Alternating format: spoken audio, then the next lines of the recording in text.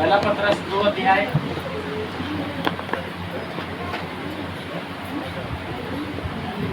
पहला पत्रस 2 अध्याय उसकी 13 आयत।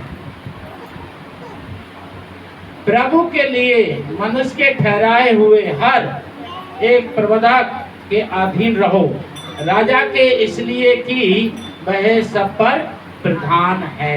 हालेलुया। तो आज का वचन है और इस वचन के अनुसार हम लोगों को चलने वाला बनना है। आमीन। हम प्रभु यीशु के लोग हैं तो हमें प्रभु यीशु के हुक्म का पालन करना है। और प्रभु यीशु का वचन ये 13 आयत में कहता है, जो तुम्हारे ऊपर है, ठीक है, उनके क्या रहो, अधीनता में रहो। 14 में लिखा है, और हाकिम के, क्योंकि वह कुकर्मियों को दंड देने और कुकर्मियों को है कुकर्मियों की प्रशंसा के लिए उसके भेजे हुए हैं। ठीक है। तो जो लोग अपराधी हैं उनके लिए सजा देना,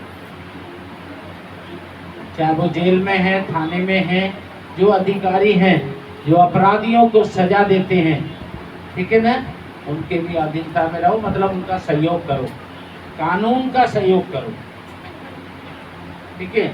अगर आप मसीह के हैं तो आप कानून का सहयोग करें, चाहे कोई भी हो आपका रिश्ते नाते में, रिश्ते नाते की तरफ ना जाए। हमें किसी को बचाना या फंसाना ये हमारा काम नहीं है। सुरक्षा कानून और अपने भारत की दोनों कानून का पालन करो। हालेलुया।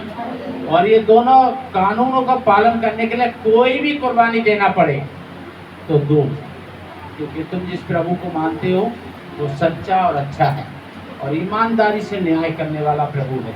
अगर तुम सच में उसको मानते हो तो अपने देश की कानून और सुरक्षा कानून उसका पालन करने में सच्चाई से, खराई से पालन। हालेलुया।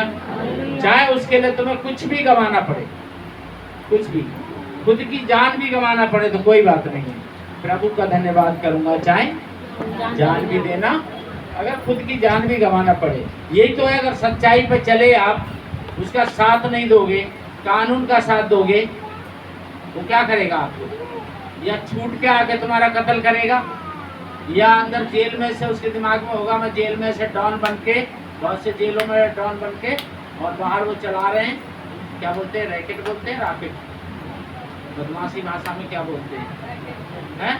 तो शायद उसके दिमाग में होगा मैं भी जेल में बैठ के, मैं भी डॉन बन के भारत पे राज करूंगा, या मैं निकल के इसको मार दूंगा। क्या करेगा? यही करेगा। प्रभु का धन्यवाद करूंगा, जान भी, इससे आगे कुछ उसके बस की नहीं। वो मुझे नहीं मार देगा तो भी मरेगा, और मुझे मार देगा तो भी मरेगा।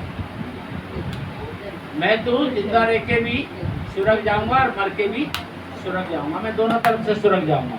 जिंदा रहा तो वो उठा लेगा, मर गया तो वो जिला देगा। इसलिए सच्चाई का साथ देना, कभी बुराई का साथ नहीं देना। ठीक है। 15 में लिखा है, क्योंकि परमेश्वर की इच्छा ये है, हालेलुया, परमेश्वर की इच्छा ही है, सच्चाई का साथ देना, रिश्ते नातों में कभी नहीं बहकना। ठीक है ना, कोई हो, लेकिन आपने सुरक्षा और भारत की कानून के अधीनता में रहना है। हालेलुया। क्योंकि परमेश्वर की इच्छा ये है कि तुम भले काम करने के द्वारा निर्बुद्धि लोगों की अज्ञानता के बात को बंद कर दो। हालेलुया। किसी बुरे व्यक्ति का साथ नहीं देना, चाहे वो तुम्हारी औलाद क्यों ना हो, किसी भी बुरे का, चाहे वो पत्नी हो, चाहे पति हो, चाहे बेटी हो, बेटा हो, बाप हो, माँ हो, बहू हो, कोई भी हो, नाती हो, पोता हो, कोई भी हो, बुरे का साथ नहीं देना। पाप करने वाले का साथ नहीं देना, उसको पाप से निकलने के लिए प्रभु का वचन देना, उसको वचन दो, उसको प्रार्थना करो, लेकिन उसके पाप में भागीदार नहीं होना। पाप करने वाले से ज्यादा अपराधी पाप करने वाले के लिए सह देने वाला। अगर कोई पाप करते पाया जाए तो तुम उसको क्या करो? गलतियों 6:1 में क्या लिखा है? अगर कोई अपराध में पकड़ा जाए तो उसके लिए क्या करो? उसको अपराध में से निकालो, पर खुद अपराधी नहीं बनना, यानी उसके अपराध में उसका साथ मत देना, उसको साथ नहीं देना, उसके लिए अपनी आंख में आंसू मत आने देना। जो अपराध करके मरे उस पे हाय बोलो, और जो अपराध छोड़ने के लिए अगर दुख उठाए उसका साथ दो। हालेलुया। एक अपराधी का, पापी का साथ नहीं देना, उसको पाप से, अपराध से निकलने का अवसर देना कि अगर तू प्रभु के वचन को ग्रहण करे, यीशु को ग्रहण करे, प्रभु तुझे माफ करेगा और तेरी जिंदगी को स्वर्ग में अच्छी जगह देगा। हालेलुया। लेकिन पाप करने वाले का साथ नहीं देना, चाहे वो तुम्हारा रिश्ते में कोई लगता हो। हालेलुया। 16 में लिखा है, अपने आप को स्वतंत्र जान पर अपने इस स्वतंत्रता को बुराई के लिए हार ना बनाना, परंतु अपने आप को परमेश्वर के दास समझ के। आपके पास ताकत है, आपके पास पैसा है, या आपके पास कोई पावर है, या आप बहुत समझदार, ज्ञानवान, बुद्धिमान हैं, या आप बहुत चालबाज हैं, ठीक है ना? आप किसी को फुसला के फंसा लेते हैं, बहुत चालबाज हैं, नाटकबाज जिसको कहते हैं। लेकिन याद रखना, इन चीजों को अपराध के लिए इस्तेमाल मत करना। जो कवर से निकाल सकता है वो कवर में पहुंचा भी सकता है।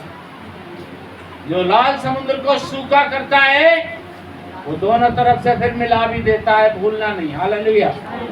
परमेश्वर प्रेम है और परमेश्वर आग है।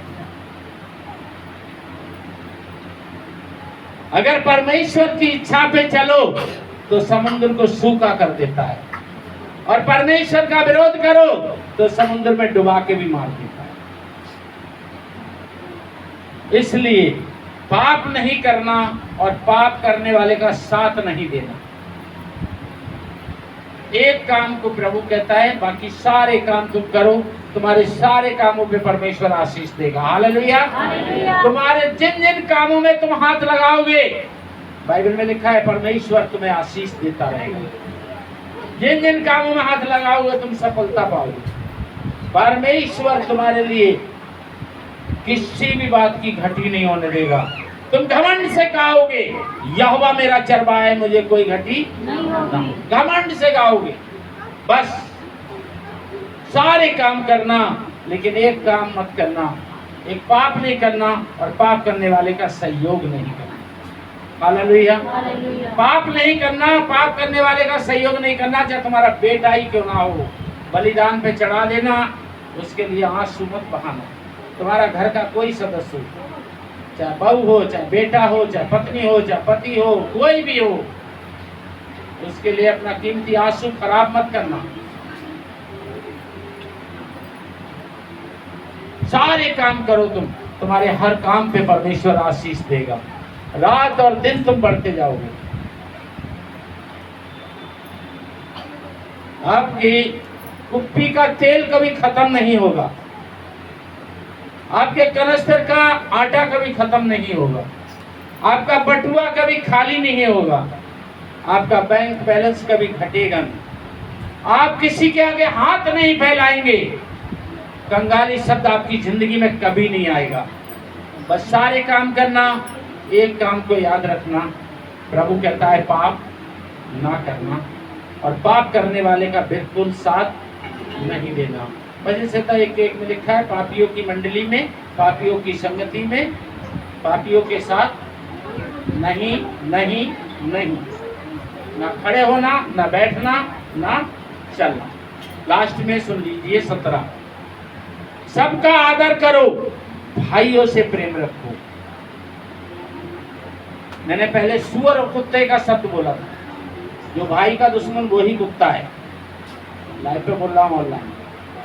जो अपने भाई का हत्यारा या भाई का दुश्मन वो ही कुत्ता है, और कुत्ते से सावधान। आज तुम्हारे दिल्ली शहर में कुत्तों के लिए क्या हो रहा है? सरकार भी कानून बना रही है कि कुत्तों से दिल्ली को मुक्त कराया जाए। ठीक है। कुत्ते के लिए जिंदगी में कोई जगह मत देना। कुत्ता कभी किसी का नहीं हो सकता, जिसने पाला उसी को काटा। और आज हमारी दिल्ली सरकार भी कुत्तों से दिल्ली को मुक्त कराने के लिए कितना हजारों करोड़ पैसा खर्च करने के लिए और प्लान बनाने के लिए तैयार है। दिल्ली में कितना लोगों को कुत्ता क्या कर रहे हैं, काट रहे हैं। इस वचन में उसकी जरूरत नहीं, लेकिन बाइबल में लिखा है कुत्ते और सुअरों से सावधान। अपनी जिंदगी में कुत्ते को कभी जगह मत देना, क्योंकि कुत्ते और सुअर स्वर्ग में। कुत्ते से प्यार मत करना, ठीक है ना। कोई कह सकता है कि ये देखो पादरी कुत्ते के खिलाफ बोल रहा है, कुत्ते के विरोध में बोल रहा है। कुत्ते के खिलाफ नहीं बोल रहा हूं मैं, कुत्ते के विरोध में नहीं बोल रहा हूं। बाइबल में लिखा है कुत्ते और सुअर स्वर्ग में नहीं जाएंगे। मैं उन कुत्तों के बारे में बात कर रहा हूं जो प्रभु कह रहा है। प्रभु कहता है जो अपने भाई का हत्यारा या जो अपने भाई की हत्या का रचने वाला, वो कुत्ते समान है। हबेल को कैन ने मार डाला और परमेश्वर ने कैन का विरोध किया। जो कुत्ते की जिंदगी जीता है, यानी जो काटने वाला जिंदगी जीता है, जो अपने भाई की हत्या करने का षड्यंत्र रचता है, उसकी संगति से भी दूर रहना, उसकी छाया भी अपने ऊपर मत पड़ने देना। यानी ना पाप करना और ना पापी का साथ देना। अच्छा लगा तो ग्रहण करना, नहीं तो ही छोड़ जाना। प्रभु आपको आशीष दे। फिर मिलेंगे। जय मसीह।